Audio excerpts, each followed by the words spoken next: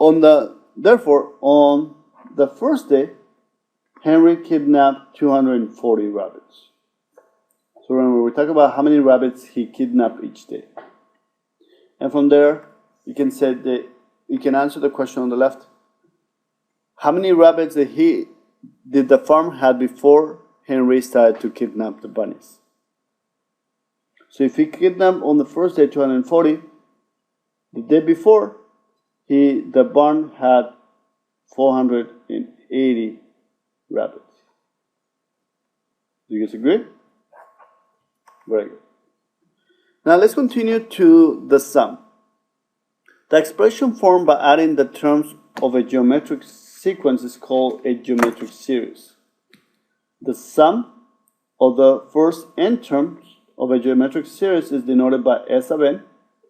So we're looking at geometric series. It's a finite because we are adding a certain number of terms. So S sub n is equal to the first term multiplied by 1 minus r to the n power divided by 1 minus r. You need to be able to memorize this formula. S sub 1 is the first term, r is the ratio, and n will be how many numbers do we need to add up, how many terms.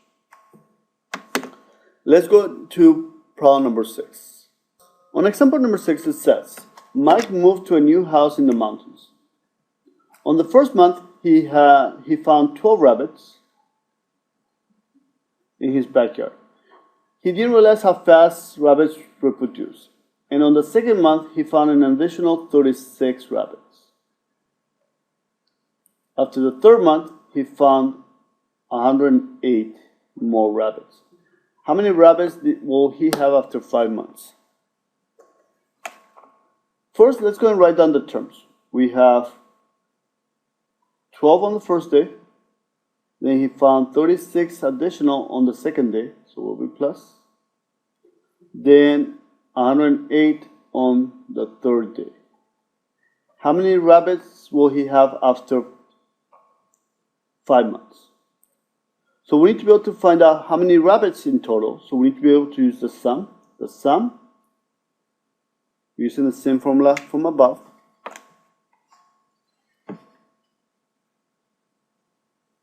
is equal to a sub 1, which is the first term, 1 minus r, which is the ratio, and on top we have an exponent of n.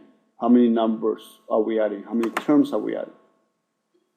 Let's go and plug in the information that they give us.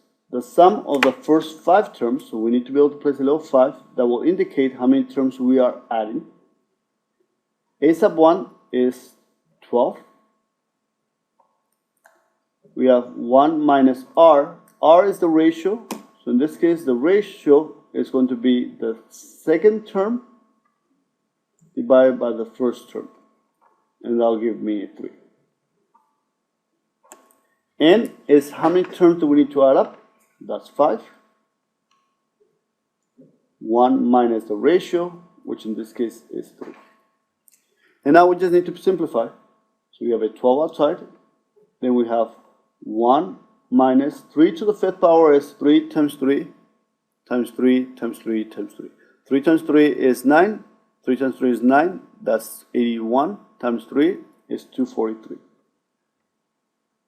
And 1 minus 3 is negative 2. We have 12.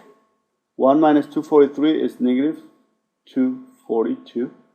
We're going to divide it by negative 2. 12. Negative and negative is a positive. 242 divided by 2 is 121. And multiply 12 by 121 on the side, and you get 1,452. So after 5 months, Mike will have 1,452 if they continue to reproduce at the same rate. Now, some of you guys might say, you know, Mr. Diaz, this is 12, 36, is multiplied by 3. So if I multiply 108 times 3, that'll give you 324. That's how many new rabbits he'll have on the 4th day. Multiplied by 3, that'll give you 972. That'll be on the 5th day. So some of you guys will say, you know, can I just add up all the numbers? So 12 plus 36 plus 108 plus 324 plus 972. And I get the same answer. Can I just do that on the test? Well, you'll get the same answer, but I need you guys to use your formula. Because what if I ask you guys to find the sum of the first 1,000 terms? Then are you going to be doing this 1,000 times? That's why it's important to be able to use your formula. But yes, you do get the same answer. Now let's go into the infinite geometric sum.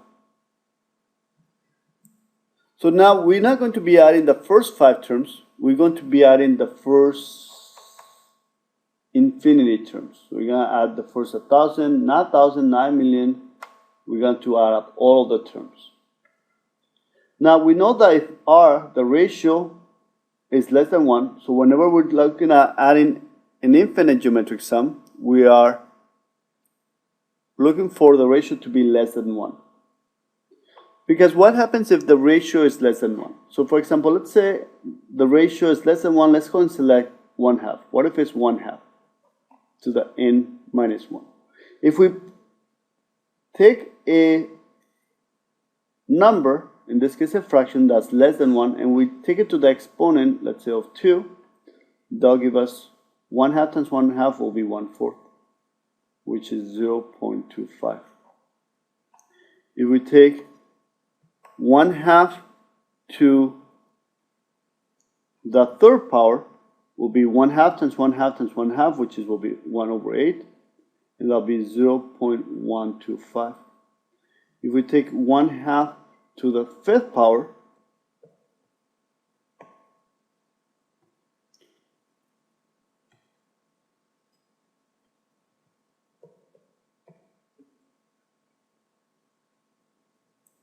that'll be 1/32, which is equal to 0.03125.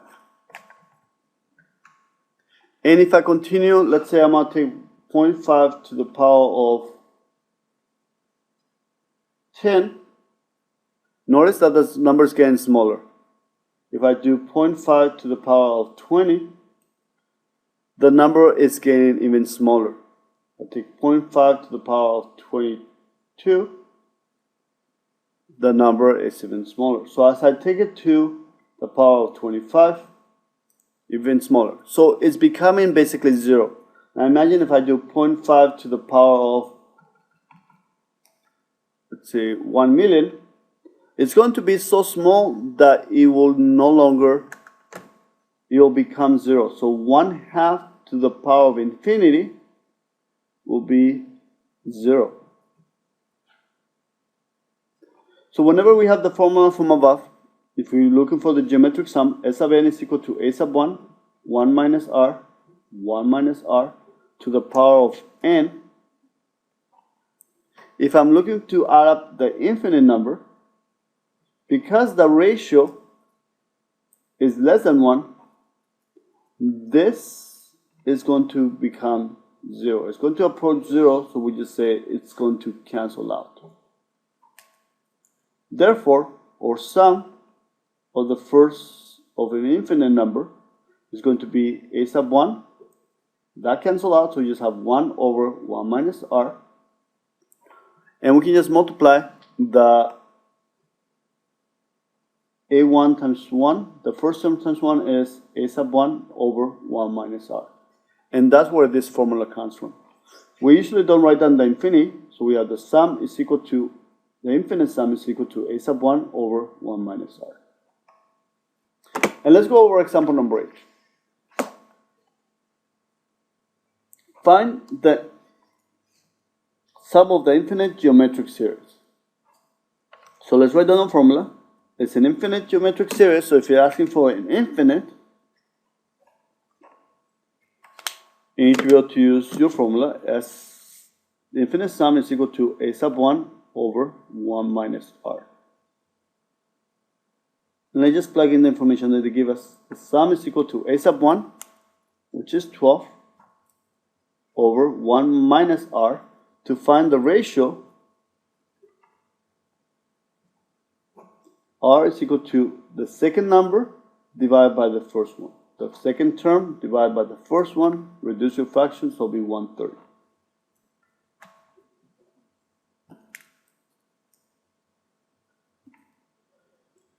The infinite sum is equal to 12. You have 1 minus 1/3. You have a whole pizza and you take 1/3. We end up with 2/3 left. Now I'm going to change my division to a multiplication.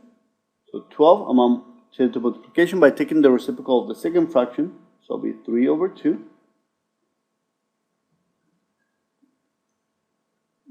Reduce. So it gives me 6. That will give me 18. So the sum of the infinite number, it will be 18. So if you start up 12, 4, 4/3, 4/9, and so on, you're going to get closer and closer to 18 until you are adding 1,000, a million of them, you end up with 18. Now let's look at example number 8. It says, a pendulum that is released to swing freely travels 18 inches in the first swing. On each successive swing, the pendulum travels 80% or 4/5 of the distance of the previous swing. What is the total distance for the pendulum swings? We basically are having a pendulum and it travels back and forth, back and forth. Every time it travels 80% less, back and forth, back and forth, back and forth.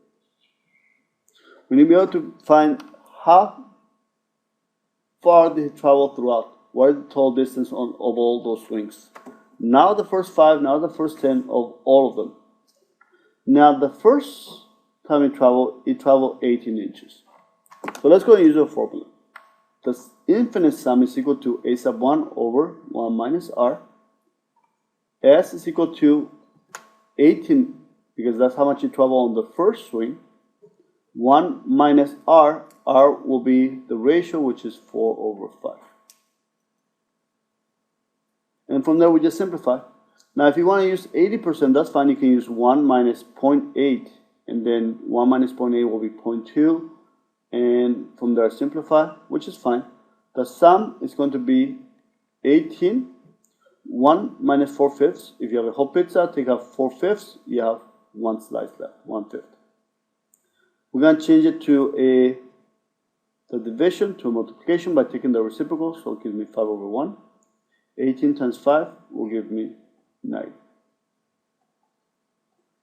So the total distance that the pendulum traveled back and forth was a total of 80 inches. So this will conclude the lesson for today. Please email me if you have any questions, and have a great day.